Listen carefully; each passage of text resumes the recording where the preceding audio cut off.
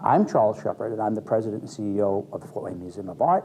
We're in Fort Wayne, Indiana, and it's a tremendous community to have a museum in because the people around us are so responsive to that which we try to bring forth to them and expose them to and help them discover.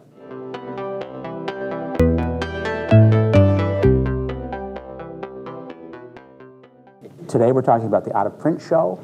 It's a show that expands the boundaries of our understanding of printmaking in a just wonderful way. I notice, in fact, that there's a show at the museum and it's out of print, and I think of a lot of things. I think that is it like really not available because it's out of print, or is it really just outside printmaking? Is it out of this world? What is the out and what's going on here? And I want to come in. So I come in and I step into that gallery, and I know printmaking, and I know what prints look like, and now I'm really confused because I have three-dimensional things coming at me, I have two-dimensional things that are pasted on the wall, I have a manner of printmaking that I never anticipated encountering, and so I'm drawn in. I mean, it's sort of like this giant printmaking magnet that attracts you visually, but also intellectually, because the processes here, and you can discover them as you read labels, as you look at the work, you see that this is a whole new kind of printmaking. They are taking something further than anyone's ever taken it before. They're moving into dimensionality from the flat surface, and the printmaking process just becomes a means to an end. And you know, I kind of applaud the bravery for even thinking that up, let alone the great results they get after doing it. And they're working in a way that advances printmaking, in my mind, 100 years. I think the way that we being this institution, like to curate is something that I see as something of an organic process in the sense that you look and look and look and listen and read to find things that somehow resonate with yourself as a curator, perhaps also resonate with the public, something that, that is something that people would like to see, and also something that people could be made aware of that they might not have seen on their own otherwise. And in the case of this exhibit, our discovery of something called the outlaw printmakers. And why were they outlaws? Why did they self-label, self-identify? And what was it about their work that made them outlaws in the first place? And you know, maybe it was just because they're working outside the mainstream of traditional printmaking. Maybe it was their subject matter.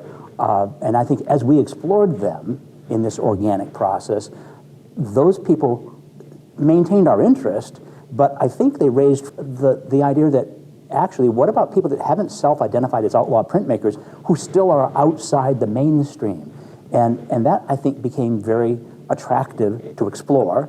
And I think that it also is something that would be attractive to a public, because these are people you wouldn't know, even though they're very well known nationwide, sometimes internationally. So it's a motion that we could do that would help people discover something really fantastic. And the show is filled full of fantastic work that you can tell it's had a lot of appeal for everyone who's come in because everyone's talking about it. Let's start with Bill Fick. I'm fascinated with a printmaker who wants to put something on the wall directly, meaning that in fact when we take it off the wall, the print disintegrates, it's gone. And I find that fascinating because in fact most printmakers are making multiples. So whether the edition is 10 or 20 or 30, the whole point seems to be to expand the possibility of living forever through the multiplicity of this print. In Bill's case, I thought I heard him wrong initially when he was so happy that you were going to put it directly on the wall and ruin it when you take it off the wall.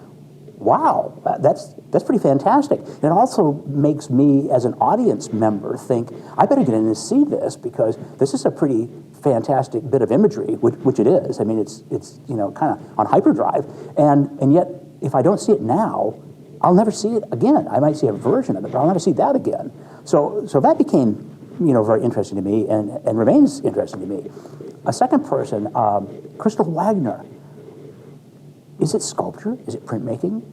I've never seen a printmaker print paper and then turn the paper into something else and come forth in 3 dimensions. It's a wall piece, absolutely. It's a print, absolutely. But I don't think any printmaker's done anything like that ever before.